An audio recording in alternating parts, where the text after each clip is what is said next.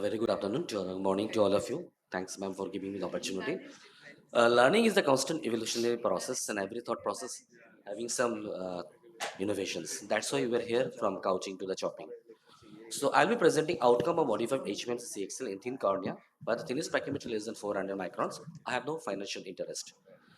On introduction, keratoconus, the chronic progressive ectatic disease of the corneal stroma, characterized by progressive central or paracentral stromal thinning. Excuse me. Excuse me.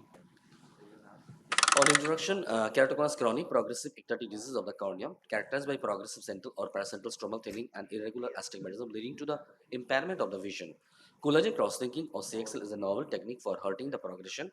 Several advanced keratoconus patients present having the pachymetry less than 400 micron and the present ophthalmologist during that thickness pachymetry.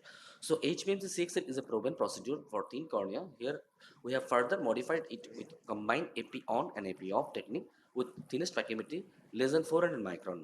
So purpose of the study to evaluate the changes in the thinnest pachymetry, posterior elevation, topographic value of the HPMC CXL with combined AP on and AP off technique in progressive keratoconus patient with a pachy less than 400 micron. Associated changes in respect of the BCVA, central pachy and specular microscopy were noted. Statistical analysis were done at the pre-CXL and the post-CXL and the 6-month follow-up. So methodology, the prospective comparative interventional study included 40 eyes of 35 patients, progressive keratoconus. All patients underwent a thorough clinical examination, including the VCVA and the measurement of the topographic indices on off scan and pachymetry, both the pre and post CXL at the 6 month. So inclusion criteria are age less than 40 years, documented progressive keratoconus, pachy was less than 400 micron. Exclusion criteria, skirt corneal autoimmune disorder, corneal ectasia not caused by the keratoconus, pregnancy and lactation, and prior CXL or any other corneal surgeries. What modification we have done? CXL was performed by the same surgeon under the topical anesthesia. Here, epithelium, we maintain the epithelium at the visual axis or the thinnest pachy, and remaining that zone, we are maintaining the epithelium off. So it's a combined AP on and AP off, and AP off technique with the train and then followed by standard your protocol. We have followed the 10 microminute UVA exposure with 9 milliwatt per square centimeter after saturating the stroma with isotonic riboflavin solution 0.1% solution with 1.1% HPMC as a carrier. These are the real-time picture. You can see this upper one. This is the modified one. On the just immediately on table, you can see the central islands of epithelium surrounding the mid-fairy the epithelium of. This is immediate first post-op day and the third post-op day. And we are comparing this thing where entire whole thing with AP off. You can see almost it will take all 48 hours. The epithelium still the epithelium defect was there. So the outcome, the primary outcome means the changes in the thickness pachymetry, average mean posterior elevation, and topographic A value as compared to the preoperative value, indicating the clinical stabilization of the disease. Additional outcome including the VCVA along with the CCT, apex pachy, and specular microscopy. And statistical analysis was done by Wilcoxon sign rank test. And these are the demographic indices. The BCVA was which there is no significant drop in the BCVA as compared to the pre-CXL and the post-CXL of the combined EPI EPI procedure. And it is our practical observation that 37% patients showing there's a one line improvement, and the 29% patients showing there is a remain the visual stable, and across 32% patients the worsen the drop of one more than one line. Thinness pachymetry, there is no significant improvement, the drop in the thinness pachymetry, topo K, and the posterior elevation values, and the central corneal thickness also remain the stable. So on discussion, standard CXL technique cannot be applied in thin cornea for the UV-related toxicity of the endothelium and the H1CXL already proven procedure. While several modifications have been proposed, there is no standardized procedure for the treatment for the thin cornea. In our study, we used isodium riboflavin 0.1% with 1.1% HPMC as a carrier. The wow factor of the study is that it's combined epi-on and epi-off procedure, and epi defects resolve very fast and immediate post-op less symptomatic. The recovery of the recovery vision early, the hurting the progression efficiency and compared to the hurting the PMC CXL. So these are our study relevant. This is our study compared to relevant study.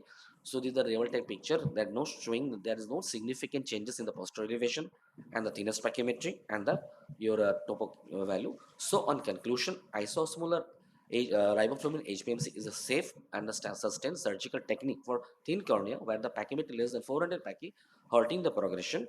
At the end of the 6 month post CXL, we found no significant changes in the reduction of cecity and thinness pachymetry and posterior elevation. KM reading show the standards after the CXL with topo K value show the almost one after regression in post CXL eyes. VCB remain stable at the end of 6 months post CXL eyes. In addition, advantage in the study over the only HPMC CXL. Further studies with a larger sample and the longer follow-up are upcoming to assess the efficacy before the procedure is applied for the large cohort of patients. Thank you. Thanks for your patience hearing. Thank you very much. We want discussing Dr. Madhukar. Yeah. The next is Dr. Sanjay. Yeah, Yes, sir. Dr. Sarkar, one thing is in the central area when you are leaving the epithelium on, that's where the cross-linking is not occurring, which is one of the disadvantages. There is another nomogram where you remove the epithelium but use lesser amount of the UV exposure time. So that also is a good technique, and you can use that wherein the collagen cross-linking is done uniformly. You can consider that technique also. May I, sir? With due respect, sir. Yeah, go ahead. It's actually the thing is that I have seen this study. The concept has come. I have seen one of the best video in the ACRS 2017 in Paris. So I very much I mean like that procedure, and I have started just after that. But meanwhile, there is a COVID was there. So my cohort of patient almost 40 eyes. Already it's proven that there is a AP on and AP off at the end. It was almost same effects. So why not we combine this procedure? And once I do the ASOCT after 3 months, and we can exactly again the top head same. So it indicate that the procedure is sufficient enough to halting the progression, and which is supposed by the other topographic indices, because all showing there is no any regression. I mean the K value change, whatever the progression we know, the values parameters in the topography indices as well as clinically. So whatever we are judging, the thinnest packy, posture elevation, and the topo K and subjective impression on all respects, it's showing the instabilization. And even not only the central islands, some of the patients, thus we can modify. You can make the raster pattern also, sir. Even I have done the raster pattern also. Yeah, I agree. So, There are many ways to skin a cat. yeah. And this is one technique. We appreciate your technique, but Yeah. I'm expressing my reservations. Okay. But time will tell. Thank you. Thank you, sir. Thank you very much. Question, please. You have left the Yes, sir. central area epion, Yes, sir. but the thinnest area No. is never in the center. Yeah, no, we are actually the most of the time we are in the thinnest packet. Either we in the central. If it is suppose the thinnest one, I try to be preserve the epithelium in the thinnest packet one. The not on exactly the pupillary zone all time.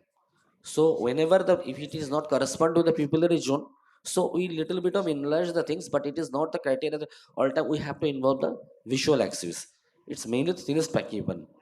Islands of the thinnest packet material. One definite advantage of this is what we have seen is that it doesn't produce a haze in the central area. Yeah, that is one of the thing, but we will get the same ASOC. If you do the ASOC, all the cases routinely after the 3 months, and we'll get the same top hat pattern. So indicate that your CXL it is not discontinuation. It is uniform top hat pattern. So it indicates that this procedure your halting of the progression is there. You can get the demarcation line, sir. Yes, sir. Thank you very much. Great, wonderful. Thank you Thanks. very much, sir.